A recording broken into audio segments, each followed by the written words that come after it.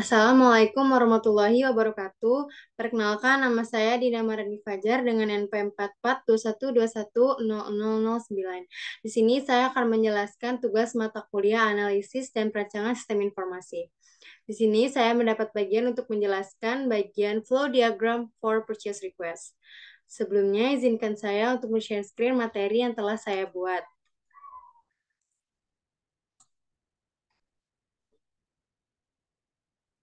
Baik, di sini saya akan menjelaskan awal dari flow diagram for purchase request. Di mana untuk memulai sebuah diagram atau flowchart, kita memulai dengan simbol bulat atau lingkaran yang dimana menandai sebuah dokumen lembar kerja baru. Kemudian setelah itu dilanjutkan dengan proses permintaan kebutuhan barang yang ditandai dengan simbol persegi panjang. Kemudian setelah kita proses permintaan kebutuhan barang, kita akan melanjutkan ke proses pembuatan daftar permintaan barang yang dilambangkan dengan simbol persegi panjang. Simbol persegi panjang ini menandai sebuah dokumen yang sedang dilakukan atau proses pengolahan data yang sedang berjalan. Kemudian setelah proses pembuatan daftar permintaan barang, di sini kita akan melengkapi formulir permintaan pembelian barang yang dilambangkan dengan simbol yang sama yaitu persegi panjang. Kemudian setelah kita tahap melengkapi formulir permintaan pembelian barang, kita akan dilanjutkan kepada tahap persetujuan, di mana dilambangkan dengan sebuah simbol bentuk layang-layang ataupun ini lebih tepatnya belah ketupat, di mana simbol belah ketupat ini menandakan sebuah kondisi yang berbeda. Dengan di sini terdapat persetujuan tidak dengan persetujuan ya. Apabila persetujuan tidak, maka di sini keterangannya itu memperbaiki permintaan pembelian dan mengirim ulang permintaan barang yang disimbolkan dengan simbol seperti ini. Di mana simbol ini menyatakan input dokumen dalam bentuk kertas atau output yang dalam berbentuk dokumennya itu kertas. Kemudian apabila dari persetujuan ini kita mendapatkan persetujuan atau kita di ACC, maka kita akan melanjutkan ke purchase order yang disimbolkan dengan lambang persegi panjang. Ini ialah flow diagram for purchase request. Selanjutnya saya akan menjelaskan apa itu purchase request secara general. Saya akan stop share. Dan saya akan men-share screen PowerPoint atau materi yang telah saya buat. Baik, sudah terlihat. Sini nama dengan npm saya. Baik, apa sih purchase request? Purchase request sering disebut dengan purchase requisition atau permintaan pembelian yang dimana dapat diartikan secara harfiah. Purchase request merupakan formulir atau dokumen untuk internal perusahaan yang berfungsi untuk mencatat permintaan pembelian barang kepada bagian purchasing atau pembelian. Dokumen permohonan pembelian yang dibuat sebelum melakukan pembelian barang atau jasa tersebut. Purchase request juga dapat diartikan sebagai suatu dokumen internal perusahaan yang melakukan permohonan pembelian yang dibuat sebelum melakukan pembelian barang atau jasa. Selain itu, purchase request juga dapat diartikan dokumen yang di dalamnya berisi permintaan pembelian yang diajukan untuk kegiatan pengadaan barang. Dokumen PR ini dibuat oleh departemen tertentu yang membutuhkan barang atau jasa yang akan ditujukan kepada manajer atau departemen keuangan. Tujuan PR sendiri untuk mengajukan permintaan pembelian. Di sini terdapat dokumen purchase request atau komponen-komponen yang harus dilengkapi untuk melakukan purchase request. Yang pertama itu adalah nomor PR, kemudian identitas pihak yang melakukan pengajuan atau pembelian. Setelah kita mendapat identitas pihak tersebut, kita akan mencari nama vendor yang akan menjadi pihak penjual, kemudian barang atau jasa yang ingin dibeli. Setelah itu kita mengestimasi harga barang atau jasa, kemudian jumlah produk, barang, atau jasa. Setelah 6 dokumen atau 6 komponen ini sudah lengkap, maka purchase request pun berhasil dilakukan. Proses purchase request secara umum kita dapat 3, yaitu pengiriman dokumen permintaan pembelian dengan cara mengisi dokumen permintaan pembelian sesuai format yang telah ditentukan. Dalam hal ini, informasi yang diisi haruslah akurat.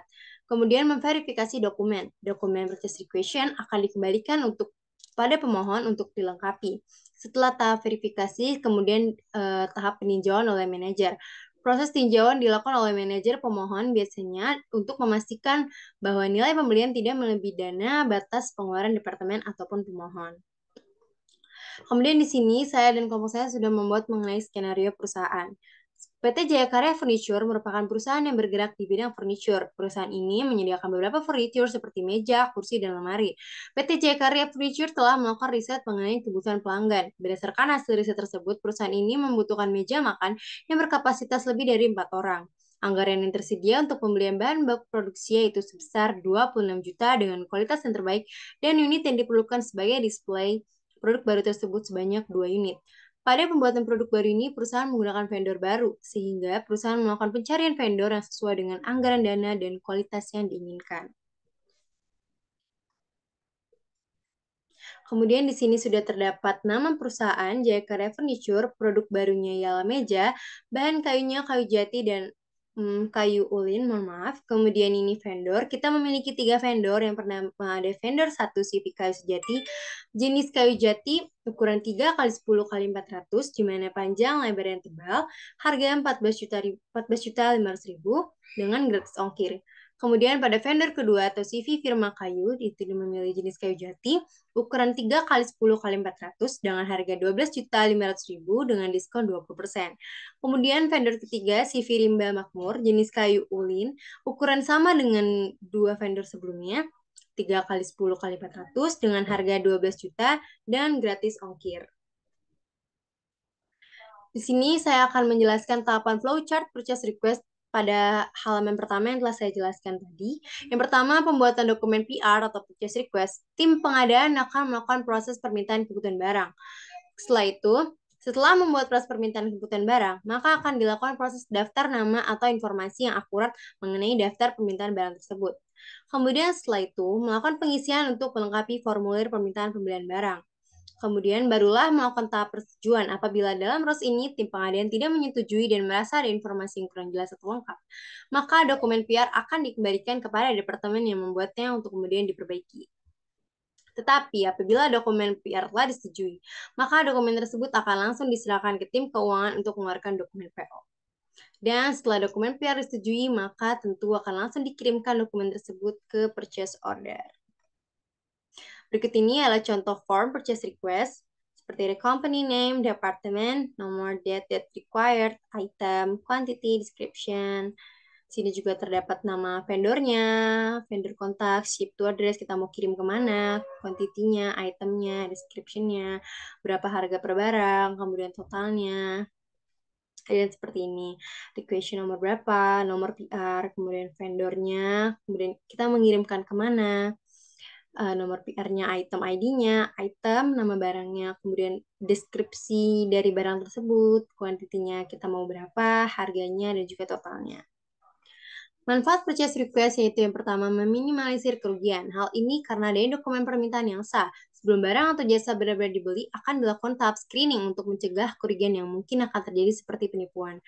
Kemudian bukti transaksi perusahaan. Dokumen ini pun bisa berfungsi sebagai bukti transaksi atas pengadaan barang atau jasa perusahaan. Catatan keuangan akan lebih terarah. Selain itu, bukti transaksi yang disimpan kronologis bisa memudahkan proses audit perusahaan. Kemudian proses pembelian akan lebih transparan. Proses pembelian barang atau jasa yang dibutuhkan oleh perusahaan akan lebih transparan dengan dokumen ini. Tidak hanya itu, adanya bukti permintaan pembelian bisa mencegah pemesanan yang duplikat atau double. Kemudian manajemen inventaris akan lebih efisien. Proses requisition ini bisa mempermudah dalam proses mengatur dan mengirim notifikasi produk atau layanan yang masuk. Pada akhirnya, manajemen inventaris akan lebih mudah dan penggunaannya pun akan jauh lebih sederhana. Baik, sekiranya segitu saja materi yang telah saya sampaikan. Kurang lebihnya saya mohon maaf. Wassalamualaikum warahmatullahi wabarakatuh.